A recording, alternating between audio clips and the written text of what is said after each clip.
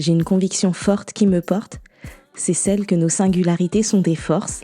On peut faire les choses à notre façon et c'est souvent là, quand on s'autorise à le faire, qu'on est le mieux dans notre posture. D'ailleurs, si vous avez lu mon livre Enseigner selon son profil, c'est ce dont je vous parle dès les premières pages avec Virginie, qui a réalisé à la fin d'une séance de coaching qu'elle passait son temps à essayer de rentrer dans les chaussons des autres alors qu'elle porte des baskets à paillettes. Seulement, être soi au travail, ce n'est pas toujours confortable, c'est parfois un défi, même quand on a compris que porter des chaussures qui ne sont pas à notre taille, ça fait mal aux pieds. C'est ce dont je parle avec mon invité dans cet épisode 198 du podcast. Je suis Émilie Lefatan, ex-prof des écoles devenue coach professionnelle et formatrice. J'accompagne les profs et les professionnels de la pédagogie à vivre des changements professionnels, à retrouver de la sérénité et du kiff au quotidien. Alors si tu as envie de prendre un temps de recul sur ta vie de prof ou ta façon de travailler, mets tes écouteurs, installe-toi confortablement et c'est parti. On apprend à enseigner, on apprend des méthodes, on apprend les outils, la gestion de classe, les programmes, mais être soi en enseignant, eh bien ça, personne ne nous le montre. Et pourtant, c'est parfois compliqué de ne pas être soi, tout comme c'est compliqué d'être soi. Et en n'étant pas soi, on peut se perdre, on s'épuise à faire semblant.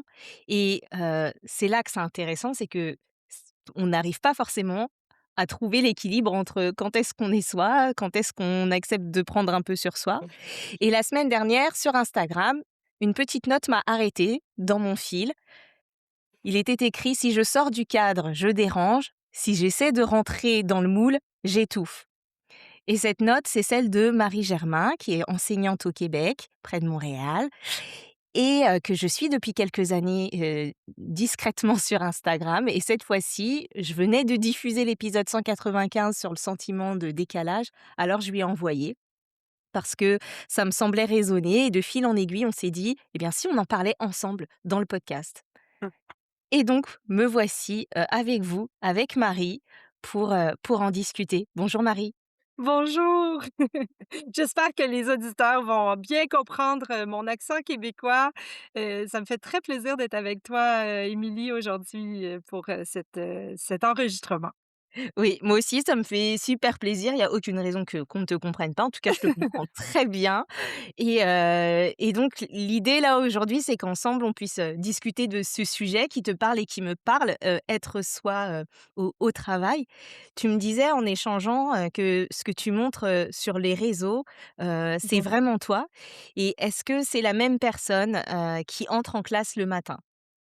Ah, tout à fait. Pour moi, ça fait partie, je pense que ça fait partie de qui je pas je pense, je le confirme, ça fait partie de qui je suis.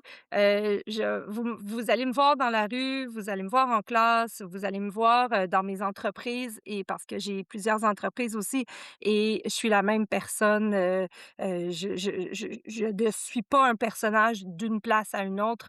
Ce que je suis en classe, c'est la même qu'on voit dans la vie de tous les jours. Mon mari pourrait le confirmer aussi, là. Est-ce que tu peux nous dire un petit peu plus justement, dans quel contexte, tu enseignes pour, les Oui, personnes qui nous suivent? oui, en fait, ça fait environ 22 ans que j'enseigne maintenant, et la plupart de ma carrière, je l'ai passée en 5e, 6e année. Donc ce qui correspond, si je me trompe pas, à CM1, CM2, ça se peut-tu? Ou Oui. quelque chose comme ça. Donc c'est des élèves de 10 à 12 ans, que j'ai habituellement là, qui se retrouvent à être à la fin du primaire pour se rendre nous, on a le secondaire, et après c'est le cégep, le collégial et l'université là, pour notre système, québécois. Et donc, j'ai enseigné longtemps, en fait, je continue et j'adore enseigner en 5e, 6e année. Pourtant, quand j'ai commencé, je ne pensais pas être une prof du 3e cycle, de 5e, 6e année. J'avais ma formation et mon expérience était plus auprès des enfants plus jeunes. Puis quand il a été question d'avoir un poste, ben, j'ai pris la première chose qui m'était apparue, bon, disponible et c'est là que j'ai commencé à enseigner en 5e, 6e année. J'avais vraiment, la trouille puisque, mon parcours scolaire à moi, j'ai été, un petit peu tannante, donc un peu, comment je pourrais dire? À faire des problèmes là, auprès de mes profs quand j'étais, au secondaire. Alors, ma mère m'a toujours dit, «Tu sèmes des carottes, tu vas récolter des carottes». Donc je savais que c'est parce que j'avais niaisé au secondaire, je risquais de me faire niaiser. Mais finalement, ça a pas été ça. Ça a été un franc succès, et ça l'est encore aujourd'hui, là. J'ai des gens qui demandent, j'ai des listes d'attente pour être dans ma classe, puis pourtant ça fonctionne pas comme ça, là. Ben, il y a des parents qui écrivent à la direction pour que les enfants viennent, dans ma classe, puis je trouve que c'est une belle reconnaissance de ma part, et donc bon, de fil en aiguille, j'ai rencontré des gens, puis même quand j'étais en stage, pour moi, c'était important d'aller chercher le meilleur de chaque personne qui était autour de moi, même si on apprenait des nouveautés lors de l'université, les nouvelles formations, les nouvelles recherches qui étaient en cours, ben, pour moi, c'est important de voir aussi qu'est-ce qui avait été fait avant. Parce qu'il y a des bonnes choses qui étaient faites avant et puis d'aller chercher tout ça et d'aller glaner qu'est-ce qui se collait à qui j'étais, à qui je suis comme personne. Puis je me suis beaucoup intéressée à qu'est-ce que tout le monde faisait autour pour aller chercher, glaner, dans le fond, ce qui me correspondait. Puis je suis quelqu'un qui réfléchit énormément, qui me remet énormément en question. Donc, de fil en aiguille, je me suis, en fait, créé l'identité de prof que je suis présentement. Ben, créée, qui collait à qui j'étais là, c'est voilà. Fait Ouais. que c'est ce qui fait que je suis là où je suis présentement et je vais toujours chercher un peu plus, dans les formations pour essayer de rendre ma classe la plus, é comment je pourrais dire? Égale à tous, que le plus d'enfants possible puissent se sentir, adéquats, qu'ils puissent sentir qu'ils vont avoir du succès, peu importe où tu te situes au niveau de tes apprentissages. Quel adjectif tu pourrais donner pour, heu, dire, quelle personne, quelle enseignante tu es? Ben, je suis une enseignante créative, toujours à la recherche de solutions pour aider les enfants. C'est justement, c'est ce côté créatif-là qui sort du traditionnel. Tu sais, bon, on nous a enseigné qu'il faut faire, bon, les pages dans le cahier, puis après ça, tu sais, on fait nos exercices, nos examens, mais il y a plus que ça. La lecture, elle est très, très, très présente. Mes élèves je les appelle mes petites crêpes parce qu'ils se couchent un peu partout, dans la classe et ils lisent. L'écriture aussi, je n'impose pas de texte. Puis une d un de je me rappelle, une enseignante avait écrit une lettre complète à ma direction. Je l'ai su plus tard. Elle avait écrit comme quoi, j'étais une mauvaise enseignante parce que de toute façon, dans ma classe, les élèves jouaient. Mmh. Ben oui, les élèves jouent, mais en jouant, on apprend. Ouais, Donc, je fais autrement. On va travailler aussi à partir des projets des enfants. Donc, c'est de partir d'écouter les enfants. C'est tout ça ouais. la créativité que je trouve qui est présente. Tu pars vraiment des besoins, de l'écoute, de ce que tu ressens chez les enfants. On sent que tu as besoin qu'ils se ressentent du plaisir à être là, que Mmh. ça ait du sens et finalement, c'est des intuitions que tu as eues qui font que ça sort des pratiques traditionnelles, mais Tout à qu'on fait. voit de plus en plus. C'est parce que beaucoup d'enseignants ont ces intuitions-là et que c'est les recherches, vont dans ce sens et qu'on voit que ça fonctionne. Mais c'est vrai qu'au moment où il y a changement, où il y a friction avec ce qui se passe, c'est difficile, en fait, parfois pour les autres, d'accepter, Mmh. d'accepter cette différence. Et comment ça se traduit dans ta pratique au quotidien? Ça veut dire quoi pour toi, être toi dans ta classe? Ben, être moi dans ma classe, c'est premièrement, c'est bon, Bah, si je retourne en arrière même à mon enfance, ça peut paraître étrange, mais pour moi, je trouve que c'est tellement important. En tant que jeune enfant qui était très timide, qui parlait presque pas, même à mes parents, je parlais pas quand je vivais des choses difficiles, toujours peur de déranger ou en fait, je me suis rendu compte que, j'ai travaillé beaucoup sur moi. Il m'est arrivé des situations dans ma vie que j'ai pas eu le choix de travailler sur qui j'étais, puis défoncer mes peurs, mes murs. Ce qui fait que, on dirait que je comprends les enfants, je comprends leurs difficultés. Donc en travaillant sur moi beaucoup, ça m'a permis d'être encore plus, accessible pour les enfants. Puis une des choses que les enfants me disent souvent, c'est: «Merci madame Marie de nous écouter». Et ça, c'est tellement important d'écouter les enfants malgré leur explosion, leur façon d'être qui peut parfois être un petit peu perturbateur, mais d'écouter quand même pour voir, mais qu'est-ce qui se cache derrière ça? Parce qu'en fait, j'avais beaucoup, moi, de, de coquilles autour de ma personne et ces coquilles-là ont été craquées parce qu'il y a des gens qui ont pris le temps de m'écouter. Et tout ça pour dire que, le fait que je suis aussi entrepreneur, là, j'ai des entreprises, en dehors de l'école et aussi, je m'enregistre, tout prochainement avec En Première Classe, qui est mon dada là en enseignement là, avec mon compte Instagram. En fait, j'ai la chance d'avoir des formations de développement personnel pour travailler qui je suis en tant que personne. Ce qui fait que je deviens une meilleure entrepreneur, je deviens une meilleure, heu, enseignante, je deviens une meilleure mère, une meilleure, femme, et ainsi de suite. Donc voilà, c'est je pense que c'est un tout et bon, j'ai l'opportunité de vivre ça au quotidien, ce qui me permet d'être, la meilleure enseignante que je voudrais, en fait, je me suis toujours dit ça aussi. Est-ce que tu voudrais être l'enseignante? Est-ce que tu voudrais, pas être l'enseignante, mais plutôt, est-ce que tu voudrais que l'enseignante que je suis t'enseigne? Je sais pas Mmh, si tu comprends ce que je veux dire? oui, c'est-à-dire que Donc tu essayes d'être l'enseignante que tu aurais voulu pour toi-même? voilà, OK. voilà. Tu disais, donc ça fait 22 ans que tu enseignes, que Mmh. là, aujourd'hui, tu arrives à un niveau de pratique où tu arrives à assumer, en fait, de faire à ta façon. D Est-ce que ça a toujours été le cas? Est-ce que ça a Non. toujours été facile de le faire à ta façon, de faire comme toi tu as envie et de mettre un peu de toi dans ta pratique? Non, tout à fait. En fait, les premières années d'enseignement, hem j'avais pas cette assurance que j'ai aujourd'hui, bien entendu, puis c'est parce que j'ai rencontré des personnes qui sortaient qui étaient eux-mêmes, en fait, puis qui sortaient un petit peu de l'ordinaire parce que je suis quelqu'un qui sort un peu de l'ordinaire, là, dans ma façon d'être. Heu, je sais qu'en France, il y a quelques classes, quelques écoles aussi qui fonctionnent en classe flexible. Ici, c'est une pratique qui est de plus en plus courante et j'ai été une des premières classes au Québec, là, bon, pas la 1re, mais une des premières classes au Québec, à avoir une classe flexible, là. J'ai un bain dans ma classe, une baignoire, dans lequel les enfants peuvent lire. J'ai une bibliothèque qui est aussi grosse que celle de la bibliothèque d'école, de romans et d'albums jeunesse. J'ai un divan dans ma classe, un fauteuil, des tables au lieu de pupitres.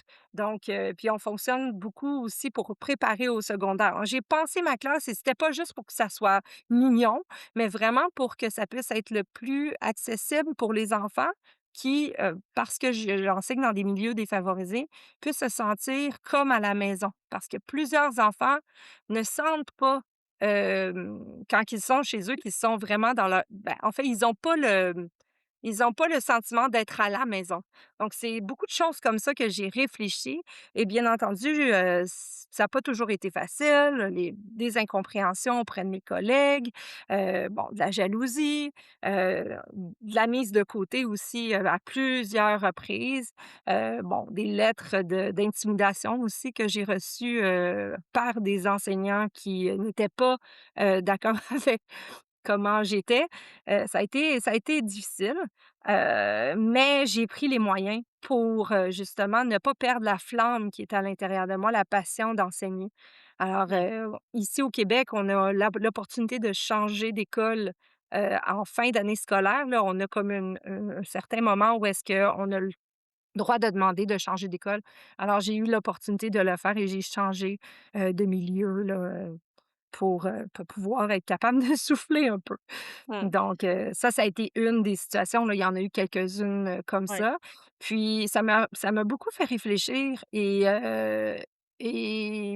en parlant aussi, le fait d'avoir, justement des podcasts comme le tien, Émilie, ou encore des gens sur les réseaux sociaux qui brillent, ça m'a vraiment aidé à voir: «OK, non, je suis pas, je ne suis pas, un extraterrestre, là. Je suis une personne à part entière.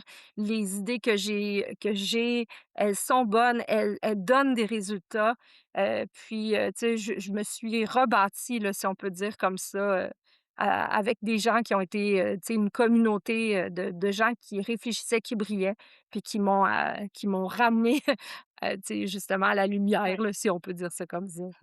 Ouais, ce qu'il y a, c'est que au départ, finalement, quand tu as commencé à faire les choses à ta façon, tu rencontrais ça allait à contre-courant.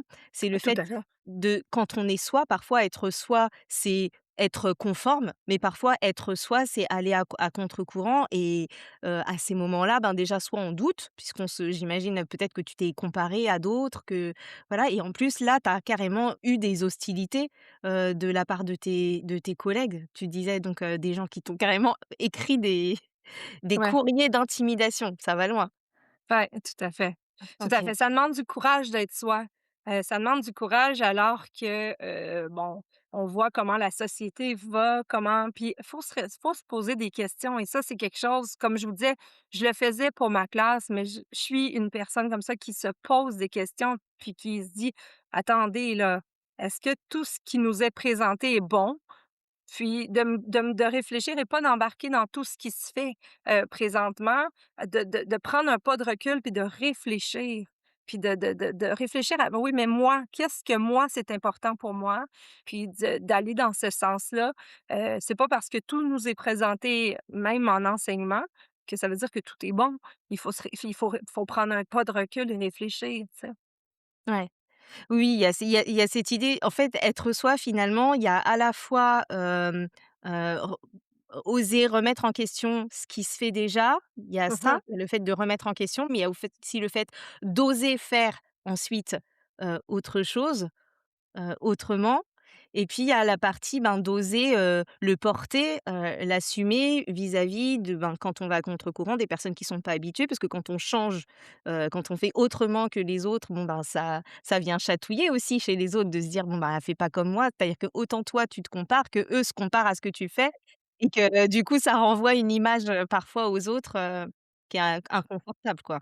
C'est ça, puis je pense que ce qui est important, c'est surtout en enseignement, c'est de s'ouvrir aux autres, puis d'essayer de comprendre. Il y a une activité que je fais beaucoup avec mes élèves, c'est des débats, mais des débats qui sont bienveillants. Où, on va prendre, par exemple, un album jeunesse, puis on va essayer on va se poser une question et là, je les oblige, par contre, je les oblige à prendre, un parti qui n'est pas nécessairement le leur. Donc même s'ils sont pour, parfois, ils vont devoir être contre pour essayer de comprendre la vision de l'autre. Puis après ça, ben, on va débattre, mais le débat se fait de façon bienveillante parce que, bon, il y a toute une démarche, à suivre là, dans cette façon de faire-là et pour se rendre compte que dans le fond, on peut se parler, on peut avoir on peut ne pas tous être d'accord, mais vivre ensemble puis accepter l'autre qui est différent de nous. Puis pour moi, c'est tellement important, bon, du fait que je donne aussi des ateliers conférences, bah, des fois, c'est sûr que j'apporte ma couleur, j'apporte les choses et ça peut faire réfléchir, mais ça ne veut pas dire que parce que je fais réfléchir que ça veut dire que tout le monde doit faire comme moi. Mais c'est de dire: «OK, qu'est-ce que la personne me dit?» Que ça soit moi qui donne un atelier conférence ou que j'écoute un podcast d'Émilie, mes trucs de prof, ou encore que je vais, bon, lire un livre ou peu importe. Qu'est-ce que je retire de ça qui vient se greffer à qui je suis et que je peux comme que ça va me permettre de briller encore plus? Et c'est là que ça devient intéressant de discuter avec d'autres enseignants, de parler, j'ai beaucoup d'abonnés qui viennent d'Europe parce que j'aime pouvoir, entendre et voir ce qui se fait, puis de dire: «Mais comment est-ce que je pourrais appliquer ça à qui je suis et je pense que c'est cette ouverture-là aussi qui fait, une richesse Ouais. dans être soi. Oui, parce que ce que tu es en train de dire, c'est qu'il y a aussi, je pense que pour s'accepter différemment et oser faire différemment et aller à contre-courant, c'est aussi important de se situer, non pas dans la norme où tout le monde se ressemble, mais de pouvoir aller voir justement toute la diversité de ce qui existe pour pouvoir s'autoriser à, enrichir cette diversité avec Mmh. quelque chose de encore différent. Je sais C'est pas si ça. tu vois ce que je veux dire? C'est Oui, oui, tout à fait. de se dire que Puis c'est je parce qu'on voit qu'il y a plein de façons différentes de faire, qu'on arrive aussi à accepter de, faire encore autrement et de faire à sa façon parce que exact. finalement, même dans d'autres contextes, même avec d'autres fonctionnements, ben, ça va aussi, quoi. Oui, puis une chose que je vois aussi qui a été un défi pour moi, c'est de pas juger. C'est parce que la différence entre le jugement et de voir: «Ah, ça, j'aime pas ça», mais c'est pas parce que j'aime pas ça que ça veut dire que c'est moins bon que ce que moi j'aime. Mmh. Puis, juste pour donner un exemple, qui a pas rapport avec l'enseignement, mais quand même, j'ai ça m'a permis de réfléchir aussi sur, ben, comment j'accepte les autres, en tant qu'enseignant, en tant que façon de faire, pédagogiquement qui est différente que moi. Je suis, dans un vernissage, qui se fait chez mon frère et ma belle-sœur. Ils ont une grande, grande maison. C'était la première fois que je visitais leur nouvelle maison. Je rentre dans la maison et je regarde leur maison et ce n'est pas du tout le goût, ça fait pas partie de mes goûts, là. La maison, le style et tout. Puis eux, ils étaient heureux, heureux, là, de leur nouvelle maison. Puis moi, j'étais comme: «Je ne comprends pas pourquoi ils aimaient ça». J'ai vraiment eu ce moment de réflexion-là parce que je me disais: «Mais ils ont le droit d'aimer ça, je peux pas juger de leur goût, de leur intérêt». Alors, c'est vraiment à ce moment-là que j'ai eu un déclic parce qu'en fait, je me donnais pas le droit d'aimer des choses qui étaient différentes des autres totalement. Je m'assumais pas totalement et à ce moment-là, j'ai fait: «OK, j'ai le droit d'aimer ma maison qui est fait avec des objets, vintage qui sortent de l'ordinaire». Moi, c'est comme ça. J'aime ça, puis ça veut pas dire que c'est parce que j'aime les choses comme ça que ce que les autres aiment, c'est moins bon. Donc, ça m'a Ouais. permis là de je pourrais dire qu'à ce moment-là, l'ouverture s'est fait là à l'intérieur de moi. Ouais. C'est intéressant ce que tu dis, cette place du jugement dans l'acceptation de soi. C'est-à-dire qu'il y a à la fois l'idée de ne pas se sentir jugé par les autres, mais du coup, ça va de pair avec ne pas juger ce que Mmh. font les autres et accepter que tout puisse coexister. Mmh. Et tant qu'on prend pas conscience de ça et qu'on n'a pas ça demande, mais comme tu l'as fait là pour, cette maison, ça demande, un temps de métacognition, de prendre Ah conscience oui. de: «OK, qu'est-ce que je suis en train de penser là?» Je suis en train de juger et c'est pas forcément, naturel. C'est sûr que quand on voit quelque chose qui ne nous plaît pas, qui ne nous ressemble pas, qui est pas dans notre façon de faire, ça de le 1er élan, c'est d'avoir un jugement, une pensée, un avis et ça demande Mmh. un effort, en fait, de pouvoir se dire: «OK, en fait, ça a le droit d'exister aussi» et donc quand on arrive à faire ça, peut-être qu'on arrive mieux à se le faire aussi pour soi. Quand on arrive à le faire pour les autres, à se dire: «OK, ça me plaît pas et ça a le droit d'exister et donc peut-être que ce que je fais, ça ne plaît pas aux autres, mais ça a le droit d'exister aussi». Exactement. Puis en fait, je me suis rendu compte que le jugement que je pouvais porter sur les autres, c'était un jugement que j'avais face à moi-même. Mmh. Puis, il y a eu comme vraiment une prise de conscience, mais comme je pense que je te l'avais dit quand on a eu notre discussion Mmh. avant ben, je trouve que c'est quelque chose beh, j'ai eu l'opportunité ce week-end d'aller manger avec, une de mes profs d'université que j'ai gardé contact, donc c'est vraiment spécial. Puis, on parlait de ça qu'en fait, il manque dans la formation, du moins au Québec, des cours à même le programme universitaire, de développement personnel. Parce que Ouais. veux pas, on travaille avec des humains et des humains qui sont en croissance, mais si nous-mêmes, on n'a pas grandi en tant que personne, on est resté stagné à certains endroits dans notre vie, mais on peut pas donner ce qu'on n'a pas. On peut pas Mmh. enseigner ce qu'on n'est pas et pour moi, c'est tellement important de travailler sur moi au quotidien. Donc bon, il va se passer un conflit avec mon mari, ben, qu'est-ce que je peux travailler là-dessus? qu'est-ce que je peux améliorer? Puis ça va avoir des répercussions Ouais. sur ma classe, même si je vais pas parler de ce qui se passe avec mon mari à mes élèves, là, c'est pas ça. Mais dans Oui. le sens que si il y a moindrement des endroits où est-ce que c'est bloqué, au niveau de mon cœur, ça va transparaître dans mon enseignement. Puis ça, pour moi, c'est vraiment, vraiment important. Ouais. On a vraiment besoin d'espace, en fait, de prise de recul. Tu parles de Mmh. développement personnel, mais même qui va influer sur notre développement professionnel parce que, ce qu'on est, ce qu'on ressent, le contexte émotionnel dans lequel on est, ce qu'on comprend de nos modes de fonctionnement, ça va pouvoir nous aider dans notre pratique, mais dans notre relation aussi aux collègues, dans notre relation, aux parents d'élèves. Ça nous permet de parfois comme là, tu vois, ce qu'on est en train de faire, on est en train de comparer ta visite d'une maison à ton regard Tout à sur, ta la pratique professionnelle et ben, c'est tout à fait la même chose. C'est-à-dire que ce qu'on travaille par ailleurs ou les situations qu'on vit à certains endroits ou, les façons de fonctionner, ce qu'on fait évoluer dans notre communication, ben, tu donnais l'exemple du couple, mais ça permet de faire évoluer le reste et je pense que tu as raison, on aurait besoin de façon adossée en tout cas à la formation, que ce soit la formation, initiale ou même la formation continue, tout ben, à fait. d'espace pour pouvoir prendre du recul sur ça, de pas être seulement, scotché à la pratique, à la pédagogie, mais de pouvoir faire un pas de recul pour pouvoir se dire: «OK et moi là dans tout ça et mes émotions et comment je me situe?» Comment ça me fait grandir? Tu disais comment je grandis, ce que j'apprends pour moi et voilà, c'est adopter un état d'esprit de développement, pour pouvoir, se servir de chaque événement qu'on rencontre, professionnellement ou personnellement, pour aller un petit peu plus loin dans la Mmh. compréhension de soi, quoi. Oui, tout à fait. Puis, j'ai rencontré aussi la semaine dernière un ancien animateur télévision qui parlait bon, il donnait une conférence, puis une des choses qu'il disait, c'est qu'on peut avoir une mentalité de croissance ou une mentalité fixe. Et une mentalité de croissance, ben, C'est c'est ça. justement quand je fais des erreurs, quand je me trompe, au lieu de me taper dessus puis rester là, ben, je vais essayer de voir qu'est-ce que je peux en retirer, puis où est-ce que ça peut m'amener plus loin pour que je fleurisse encore.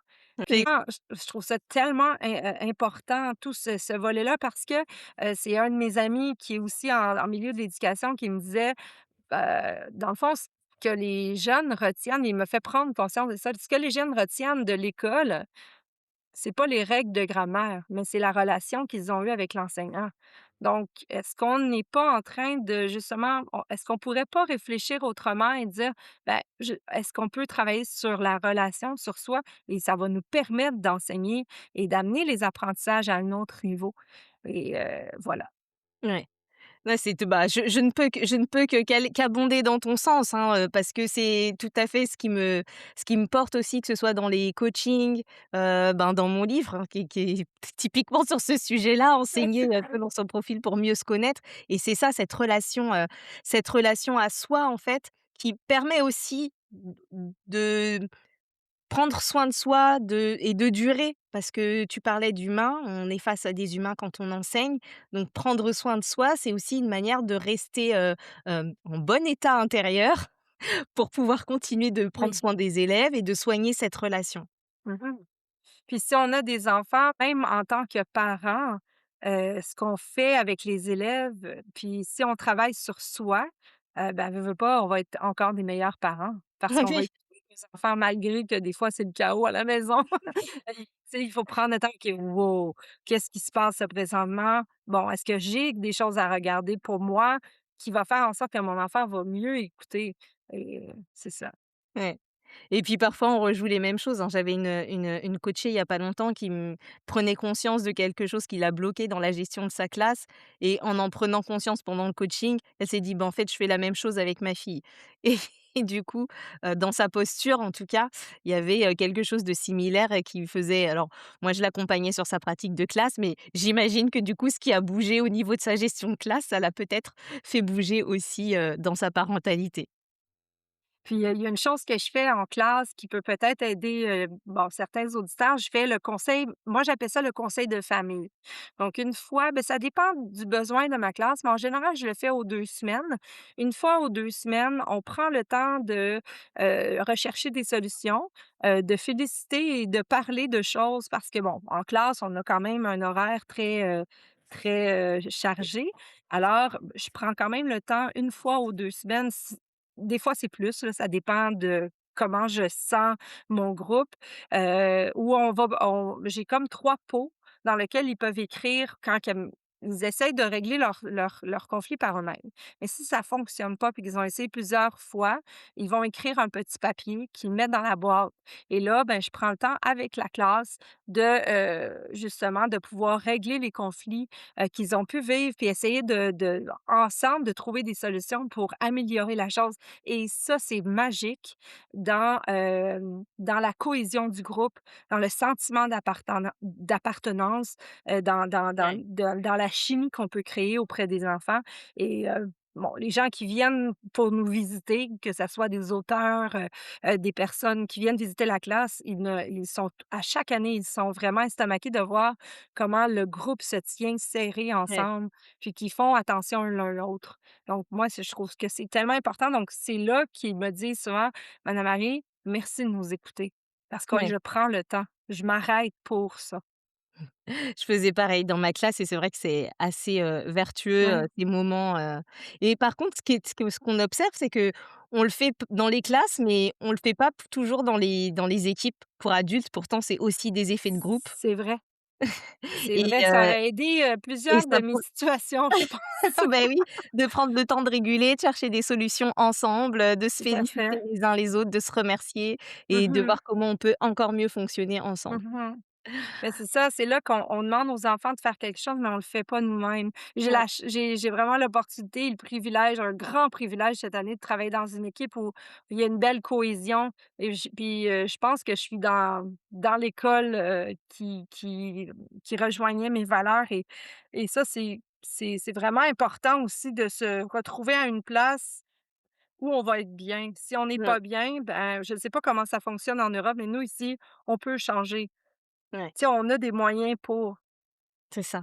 Beh, c'est important ce que tu dis, si tu vois sur le fait d'être soi en classe, il y avait cette idée, donc c'est pas toujours facile, ça demande d'arrêter de juger les autres et de s'auto-juger et d'accepter la diversité et là, ce que tu évoques, c'est de se dire, ben, en fait, il y a des endroits peut-être qui sont plus favorables hem, à qui nous sommes, à mettre en place, à accepter, à vivre comme Mmh. on est, notre pratique et que peut-être, ben, des fois, plutôt que de s'auto-flageller, de se questionner ou d'être en souffrance parce que tu disais, hein, «Si je ne suis pas comme je suis, j'étouffe».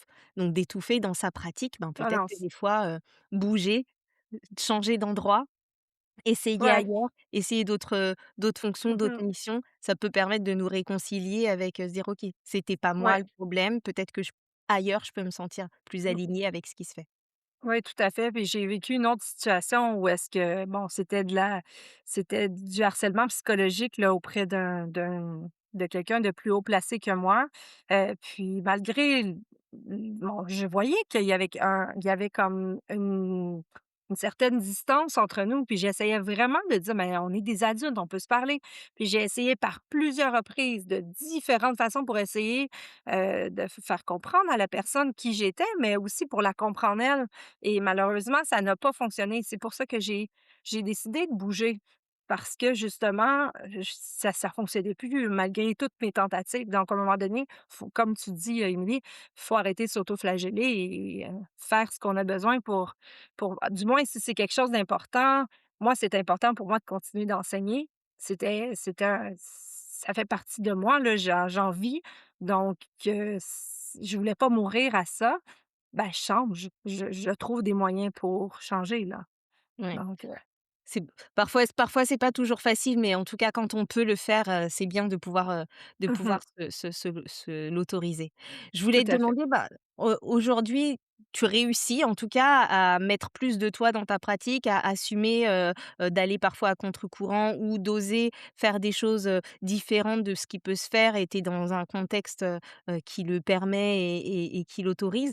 C'est quel est ton challenge ou ton défi, actuel par rapport à ça pour continuer d'être toi en classe? Est-ce qu'il y a toujours quelque chose, que tu Ben, en travailles? fait, c'est de je quand on est avec des collègues qui sont un peu plus, ben, qui sont différents de soi, puis que ça pourrait des fois, ça peut aider ce que ben, en fait, je pense que ce que j'ai à apporter est riche, c'est de continuer d'influencer, puis même si la personne ou les personnes sont pas rendues, c'est pas de baisser les bras, mais c'est de continuer d'être là pour les gens qui sont autour de moi parce que bon, à cause de ce que j'ai vécu, j'ai eu tendance à m'isoler pour me protéger, parce que c'était trop difficile là, toutes les différentes, les différentes situations qui se sont passées puis qui m'ont mis à l'écart. Fait que je me suis, par le fait même auto-protégée parce que c'était trop souffrant. Ben, en fait, là, c'est de dire: «OK, je suis dans un milieu, c'est sécuritaire. Je peux être qui je suis, mais je peux aussi apporter ce que j'ai». Puis même si les gens sont pas rendus, c'est de rester là puis accepter les autres, ça va, mais c'est de dire: «Ben, je vais rester là malgré que les gens, hem, bon, sont pas nécessairement prêts». Puis c'est de rester là, en fait, de pas m'isoler, dans à cause, bon, cette tendance-là, Ouais. là, justement à cause de ce que j'ai vécu. Donc c'est de rester présente, puis tu sais, de dire: «Ben, je vais rester là, puis si la personne est prête à, ben, je vais être là. Puis si la personne n'est Mmh. pas prête, je vais quand même rester là». OK. Donc c'est ça. Ouais, l'enjeu là pour toi, maintenant Mmh. que tu arrives à que tu as, que tu accepté l'idée que c'est OK d'être différent, c'est OK de faire autrement, c'est OK de pas faire comme tout le monde, mais malgré tout l'enjeu c'est de rester, à de garder cette place et de pas t'effacer, de pas te mettre en retrait et de continuer, ouais de continuer d'occuper, de faire comme tu as envie. Ça continue quand même peut-être d'avoir un impact, Oui. si tu fais pas attention, quoi. Oui, puis je dirais, bon, il y a cette phrase qu'on plusieurs peut-être connaissent: «Nul n'est prophète dans son pays». Bon, quand on est dans sa propre école, ça peut être quelque chose. Bon, je sais que je brille en dehors de mon école, bon, je donne des ateliers conférences, je brille sur les réseaux sociaux, donc c'est déjà il y a plusieurs personnes qui me parlent, que j'échange des choses, mon site internet aussi avec plusieurs trucs que j'offre gratuitement. Mais quand c'est dans sa propre école, c'est un pour moi, c'est un défi de plus, mais j'ai mon directeur, qui est la personne qui s'occupe de l'école et je le connais très bien parce qu'on a déjà été formateurs ensemble il y a quelques années, et il me donne vraiment, beaucoup de place dans, tu sais, dans des formations où est-ce que parce qu'on a des à l'école, on a aussi de la formation continue en équipe école. Et il m'a donné quelques places, justement pour que je puisse parler, être présente, puis, Mmh. tu sais, influencer les gens dans mon milieu. Ça m'a demandé tout un défi parce que c'est ma première année que je suis dans cette école-là. Puis avec ce que j'avais vécu et tout, ça a été, un grand défi là, justement de sortir tout de suite, tu sais, de pas avoir de délai et d'aller Ouais. tout de suite, tu sais, briller. Ça m'a vraiment aidée, bah, justement pour ne pas m'isoler. Mmh. Ça fait Donc plusieurs fois que tu utilises le mot «briller». Pour toi, ça veut dire quoi, briller là? ben, briller, c'est être soi-même, c'est de voir que ça apporte quelque chose aux autres. Parce que quand tu brilles, une lumière, tu la mets pas dans un sous-sol. Tu la mets à quelque part pour que les gens voient. Puis je pense qu'on a chacun une petite lumière qui brille de couleurs différentes, de luminosité différente. Des fois, c'est plus flash, des fois, c'est plus calme. Mais chaque lumière apporte quelque chose pour quelqu'un qui a peut-être le même type de lumière ou pour qui ça va inspirer parce que sa lumière à elle est différente. Donc pour moi, c'est ça, briller, c'est d'être soi-même et de justement inspirer les gens. Pas juste influencer, mais inspirer les gens à être la meilleure version d'eux-mêmes. Donc du coup, ce que tu es en train de dire, c'est que quand on ose être soi-même et qu'on accepte de l'être, finalement, on brille dans le sens où on permet aussi, on donne des autorisations aux autres d'être eux aussi, Mmh mh. comme ils sont, à Mmh. leur façon et que l'idée, c'est pas forcément d'influencer pour être comme toi, c'est d'influencer pour être soi. Exactement. Puis, on le remarque, moi, c'est quelque chose que je regarde beaucoup et sans jugement, par exemple. Mais c'est quelque chose que je remarque beaucoup sur les réseaux sociaux. Les personnes qui brillent, donc qui sont eux-mêmes et qui donnent la permission aux autres d'être eux, ils ont vraiment beaucoup d'abonnés. Pas tous, mais je parle plus en éducation en tant que telle, là. Je parle pas nécessairement, là, des influenceurs, qui parlent des produits qu'ils achètent ou qu'ils reçoivent, puis qui do je parle pas de ça, là, mais je parle vraiment en éducation en tant que telle. Les gens qui percent puis qui brillent sur les réseaux sociaux, du moins c'est ce que je remarque au Québec, ce sont des personnes qui se permettent d'être eux et qui ont le goût que les gens deviennent eux-mêmes aussi. Donc, puis je pense que c'est ça la raison d'être de la vie. C'est pas juste d'être là pour soi, mais c'est d'être là pour être en échange avec les gens qui sont autour de nous. Et je pense que la vie est tellement plus belle comme ça. J'adore cette expression, cette façon de voir la vie et voir les choses.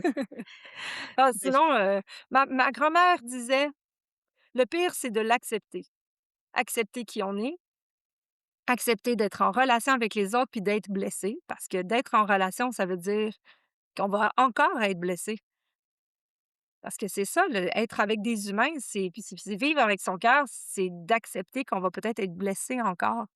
Mais c'est pas parce que je vais être blessée que je vais rester là et je vais apprendre. Mentalité de croissance. Donc je vais apprendre, je vais grandir, je vais briller encore. Donc oui, je mmh, peux en dire long, hein. ouais.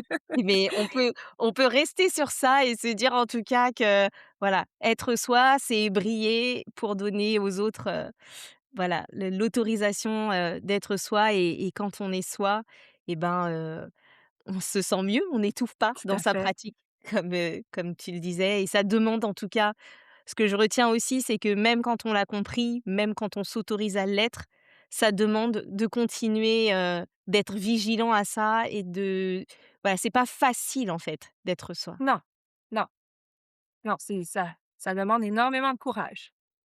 Mmh. Mmh. Merci beaucoup Marie d'avoir, partagé tout ça avec nous. Est-ce que tu peux repréciser comment on peut te suivre et te retrouver? Ben oui, tout à fait. C'est mon groupe Instagram, ben, mon groupe, c'est pas mon groupe, mon compte Instagram, c'est En Première Classe. Ça s'écrit EN1 RECLASSE tout collé. Puis quand on va sur mon compte Instagram, je l'ai aussi sur Facebook, mais quand on va sur mon compte Instagram, j'ai aussi tous mes liens là, pour mon site internet de prof. Il y a beaucoup de projets, d'activités, tout est gratuit. Donc les gens peuvent, télécharger, lire, apprendre de cette façon-là. Puis, sans problème, vous pouvez me poser des questions en message privé. Je réponds, assez rapidement. J'aime recevoir du courrier depuis que je suis toute petite, donc quand j'ai eu un message: «Oh, j'ai eu un message!» Je deviens toute excitée à l'intérieur, là, très, très heureuse de pouvoir, échanger avec des gens, donc voilà. Super. Et ben, je mettrai, les liens en complément de l'épisode et merci beaucoup Marie. Ben, merci à toi. Et voilà, c'est tout pour aujourd'hui. Si ce qu'on vient d'explorer ensemble vous parle, si vous vous êtes reconnu quelque part, sachez que c'est exactement par là que je travaille avec les profs que j'accompagne. Tous les liens pour la newsletter, le coaching, les livres sont dans la description si vous voulez aller plus loin. Et vous trouverez notamment les renseignements pour le coaching collectif Kiffe ta vie de prof qui revient bientôt, le coaching collectif spécial KPI et les coachings pour le CAFIPEMF.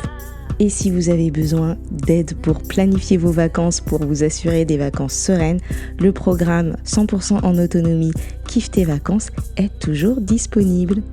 Voilà, je vous retrouve bientôt pour un prochain épisode et d'ici là, prenez soin de vous. Bye bye.